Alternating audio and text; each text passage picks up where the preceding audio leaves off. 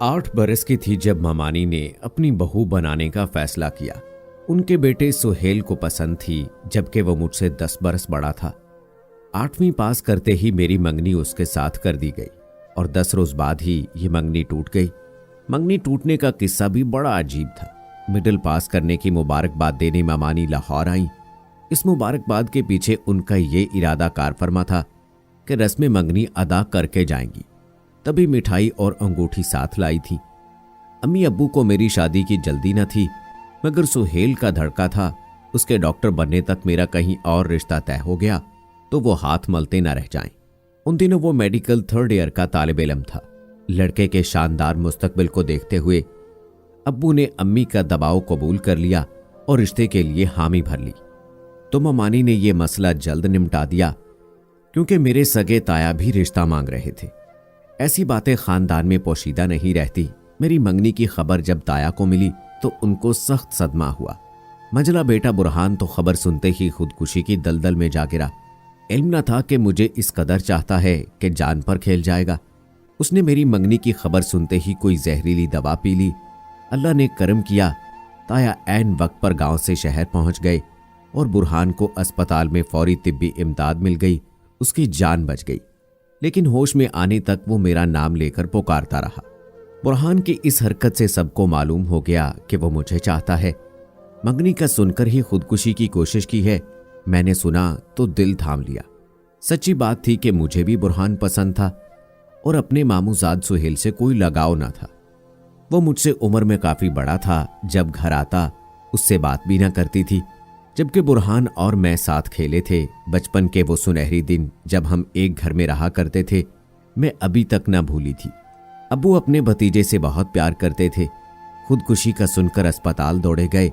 बुरहान को तसल्ली दी और अपने भाई से वादा किया कि अल्लाह ताला बुरहान की जिंदगी रखे, वो उसको अपना दामाद बनाएंगे। घर वापस आकर उन्होंने मामू को फोन करके मंगनी तोड़ने का ऐलान कर दिया। वालिद की तरफ से रिश्ते से इनकार पर अम्मी रोहासी और मामू ममानी शदीद डिस्टर्ब हुए। उन्होंने हमसे कता ताल्लुक कर लिया, मगर ताया और ताई निहाल थे। उनके बेटे को नई जिंदगी की नवीद जो मिली थी, मैं भी खुश थी। बचपन से मेरे मासूम दिल पर बुरहान की तस्वीर शब्द थी। उसे मिटा देना मेरे बस में ना था। दिल को दिल से राह होती है।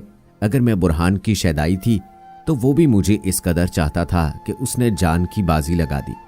सोचती तो उसकी मोहब्बत पर फख्र होता। भला कौन किसी को इतना चाहता है कि अपनी जान भी दांव पर लगा दे। कितना एतमाद और यकीन था मुझे अपने तायाजाद पर। मिडिल से एफए तक मैंने हर दिन गिन गिन कर गुजारा था।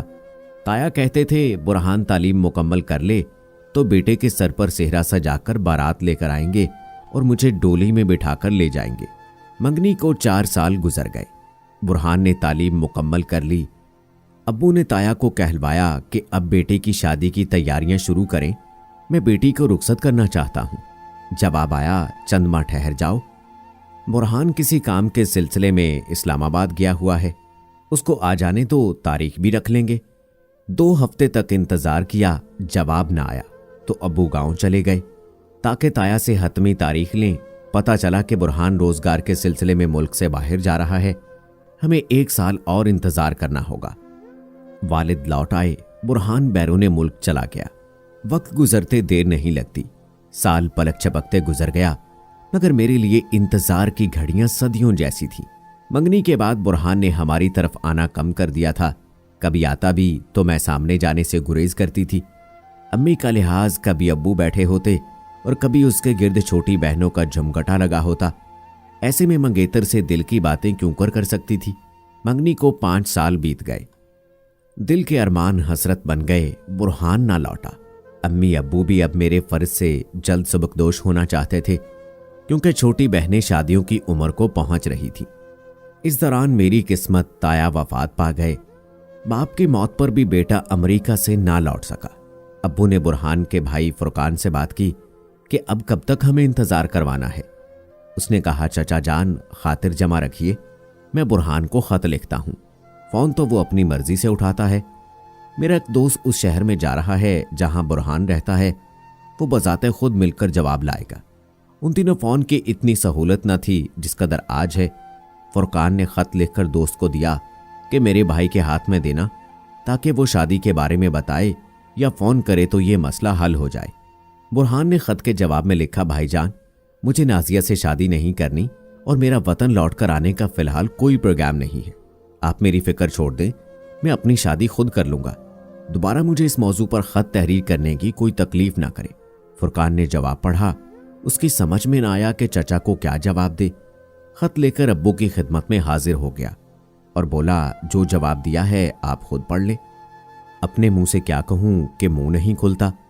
वालिद ने खत पढ़ा तो सख्ते में आ गए, क्योंकि ये मंगनी भी खुद बुरहान ने खुदकुशी की कोशिश करके और सबको हिलाकर करवाई थी।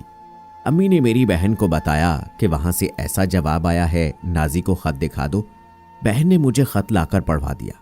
अपनी आंखों पर यकीन न आता था, लेकिन फुरकान भी झूठ बोलने वालों में से न था। तभी वो बुरहान का अपने हाथ से तहरीर करदा वो खत लेकर आ गया था ताकि किसी शक व शुबे की गुंजाइश न रहे।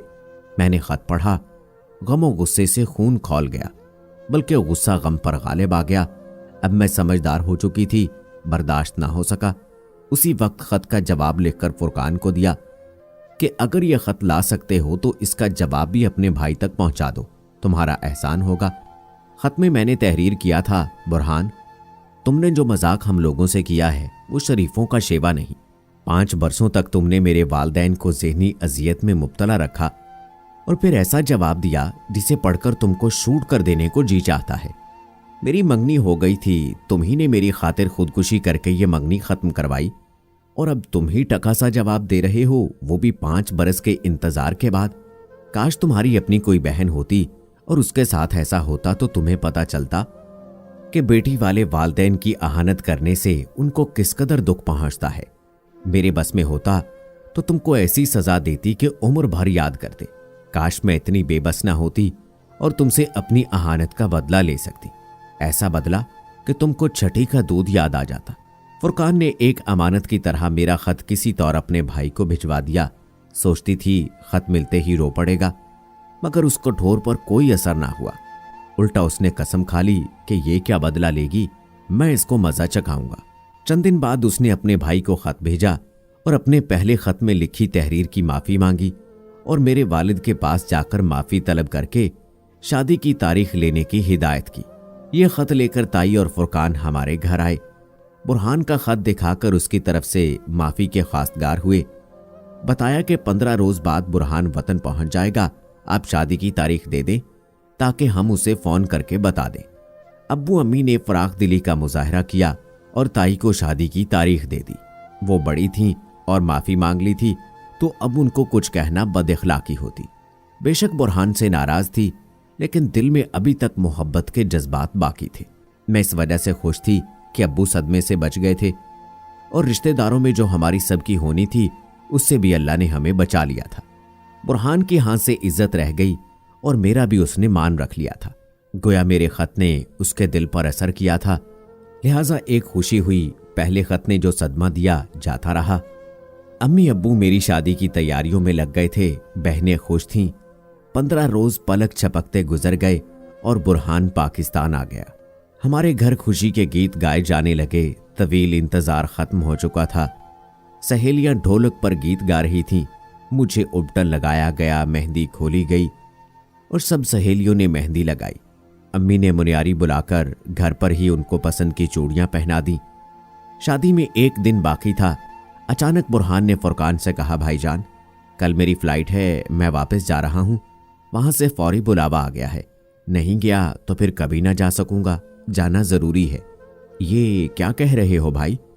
कल तुम्हारी शादी है, ऐसा कैसे हो सकता है? बस मजबूरी है, क्या करूं। मामले को तुम संभाल लेना।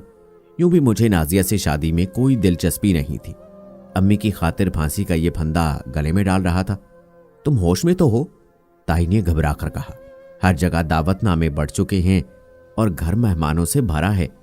इन लोगों से क्या कहूं जो तुम्हारी शादी में शिरकत करने आसपास के गांव से आ चुके हैं। उनसे कह दीजिए कोई मजबूरी हो गई है, तभी ये शादी मुलतवी कर रहे हैं। वो वापस अपने घरों को चले जाएंगे। मामला क्या है, कुछ बताओ तो। फुरकान ने अपने छोटे भाई को कसम दी तो वो मुंह से फूटा। नाजिया ने मुझे ऐसा खत लिखा कि सख्त गुस्सा आया। वो मुझे सजा देना चाहती थी और बदला लेना चाहती थी। मैंने उसको सजा दे दी है। वो क्या बदला लेगी?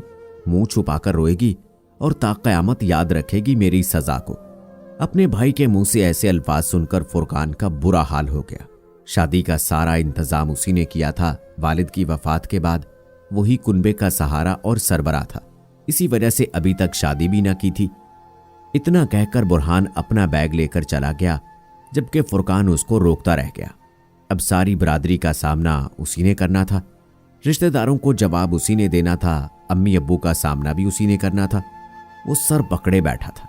ताई बेचारी बौखलाकर इधर उधर दौड़ रही थी। उनकी हालत दीदनी थी और उनका दुख सुनने वाला कोई न था। फुरकान सोच रहा था कि वो मेहमानों से क्या कहे। क्या ये कह दे कि उसके वालिद दोबारा फौत हो गए हैं, इसीलिए बुरहान शादी नहीं कर रहा। फुरकान पर यह रात बहुत भारी गुजरी। उसमें हिम्मत न थी जाकर दुल्हन वालों को कहे कि उसके भाई ने ऐन वक्त पर धोखा दिया है, शादी से इनकार करके चला गया है। शायद के बर्फानी मुल्क जाकर उसका दिल भी बर्फ की तरह यख और खून सफेद हो गया था। दिल से रिश्तों का एहसास और उनका तकद्दुस जाता रहा था। ये सोचकर दिल बैठा जाता था कि कल जब गांव से बारात शहर दुल्हन वालों के घर ना जाएगी तो हम लोगों की क्या हालत होगी। फुरकान बहुत परेशान था। उसने फुफ्फो के बेटे को बुलाकर अहवाल कहा। बोला, अब तुम ही जाकर चचा से कहो कि बुरहान ये कर गया है। मेरी तो उनका सामना करने की हिम्मत नहीं रही है। मुझे दुल्हन बनाने की तैयारियां उरूज पर थीं। सुनार से जेवर लाकर सिंगार मेज पर रख दिया गया था और उसी जोड़ा इस्त्री हो चुका था। मुझे नहलाकर आईने के सामने बैठा दिया गया था। बाहर बारात के इस्तकबाल की तैयारियां मुकम्मल कर ली गई थी। बारात के इंतजार में शाम के 6 बज गए। उन्होंने 5 बजे आने का कहा था क्योंकि गांव से शहर आना था, फिर दुल्हन को लेकर वापस भी जाना था। अब्बू ने हिदायत की थी सरे शाम निकाह और रुखसती हो जाएगी ताकि बर वक्त बारात की वापसी हो सके। 8, 9 और फिर रात के 10 बज गए। बारात नहीं आई तो वालिद साहब ने फोन कराया। उन तीनों फोन पुलिस स्टेशन पर होता था या फिर अस्पताल में। अब्बू ने अपने एक दोस्त डॉक्टर को अस्पताल फोन किया कि जाकर मेरे भाई के घर मालूम करें खैरियत तो है, हम बारात का इंतजार कर रहे हैं। उधर फुरकान ताई से कहता था, अब तुम वहां जाओ, मैं किस मुंह से जाऊं, उनको क्या कहूं। बिलाखिर ताई ने अपने भाई से कहा कि गाड़ी निकालो। 3 घंटे का रास्ता था। मुल्तान से बहावलपुर आना था। 1 बजे रात ये लोग आ गए। जब तक मेहमानों को खाना खिलाया जा चुका था और मौलवी साहब दम बखुद बैठे थे कि मजीद इंतजार करें या चले जाएं। मेहमान तो आधे से ज्यादा खाना खाकर जा चुके थे। फुरकान और ताई बगैर बारात पहुंचे तो अब्बू ने उन पर सवालात की बौछार कर दी। फुरकान के मामू ने अहवाल बताया जो फुरकान ना बता सका था। वालिद ने हवास बहाल रखे और ऐलान किया कि मेरी वालदा जो ज़ईफ हैं और गांव में हैं, उनकी तबीयत बेहद ख़राब हो गई तो उनको अस्पताल ले जाने की वजह से देर हो गई है। बाराती सुबह आएंगे और दुल्हन सुबह रुखसत होगी। अभी सिर्फ निकाह होगा। तब उन्होंने फुरकान से कहा, बेटा तुम बुरहान के किए को संभाल लो, तुम मेरे भाई के बेटे हो। इस वक्त तुमसे इल्तिजा कर सकता हूं कि खानदान की लाज रख लो। बुरहान ना सही तुम सही। अम्मी अब्बू रो रहे थे, ताई भी रो रही थी। हमारे घर में कयामत का समा था। फुरकान ने फैसला कर लिया। उसने कहा कि ताया मैं रखूंगा खानदान की लाज। अब मैं आपका बेटा हूं, लाइए वो जोड़ा जो आपने बुरहान के लिए बनवाया था। उसने बिस्मिल्लाह कहकर चचा का हाथ थाम लिया। उन्होंने उरूसी जोड़ा पहना दिया। सर पर सेहरा भी अपने हाथों से बांधा। रात 1:30 बजे फुरकान का मुझसे निकाह कर दिया गया। जब निकाह में मौलवी साहब ने बुरहान की जगह फुरकान का नाम लिया तो मैं सुन हो गई। समझ में ना आया कि वह साहबन ये गलती कर गए हैं या फिर मुझसे इस अमर को पोशीदा रखा गया था। मैं कबूल है कहने से हिचकिचाई। तभी अब्बू ने मेरे कान में सरगोशी की, तुमने कबूल है कहना है, मेरी लाज रखनी है वरना मेरा दिल बैठ जाएगा। मुझे सिर्फ अपने वालिद का धीमा लहजा जिसमें इल्तिजा थी याद रह गया, बाकी हर शय भुला दी और कबूल है दोहरा दिया। सुबह 6 बजे बारात गांव से आ गई और 7 बजे वो मुझे लेकर वापस हो गए। तमाम रास्ते ज़हन सुन रहा, सोच ना पाई ये सब क्या है। दुल्हन का कमरा वहां सजा हुआ था। दुल्हन भी आ गई, लेकिन दुल्हा वो ना था जिसको दुल्हा बनना था। फुरकान ने मुझे कहा, नाजिया घबराना मत, हर बात बताता हूं। मेरा कोई कसूर नहीं है, चचा जान ने इल्तिजा की और मैं उनकी इल्तिजा को ठुकरा न सका। अब अगर तुम्हें नामंजूर है तो जो चाहे फैसला करो, जो चाहे सजा दो। मैंने अपने मरहूम वालिद की इज्जत और चचा जान की लाज निभाई है। उसकी आंखों से आंसू गिरे और मैंने उनको अपने रुमाल से साफ कर दिया। अब अगर मैं तुमको कबूल नहीं तो बता दो, मैं तुम्हारे फैसले का एहतराम करूंगा। जो हुआ बेहतर हुआ फुरकान, उससे तुम बेहतर हो जो हमें रुसवा करने का मंसूबा बनाकर परदेश से आया और न जाने किस बात की सजा देकर चला गया। लेकिन अल्लाह ने मुझ पर मेहरबानी की है, उसने तुमको मेरा साथी बना दिया है। बुरहान इस लायक ना था कि मेरी उससे शादी होती, तभी अल्लाह ने मुझे बचा लिया। जब उसको पता चला कि फुरकान उसकी खोदी कब्र में लेट गया है, उसके बाद बुरहान कभी ना लौटा। ताई राह तकती वफात पा गई। उसको पता था कि अब खानदान और घर में अपनों के दिलों में उसके लिए कोई जगह बाकी नहीं रही है। फिर वो क्यों लौट कर आता? अच्छा हुआ कि नहीं आया। आता भी तो हम में से कौन सा था जो उसकी शक्ल देखना गवारा करता। आज मैं उसी घर की बहू हूं जिस घर की बहू मुझे बनना था। फर्क ये है कि एक नेक फितरत और उम्दा सीरत इंसान की शरीके हयात हूं, जिसके अच्छे किरदार पर मुझे फख्र है। आज की ये वीडियो दोस्तों आपको कैसी लगी कमेंट बॉक्स में ज़रूर बताइएगा। मिलते हैं अगली वीडियो में, तब तक के लिए अल्लाह हाफिज।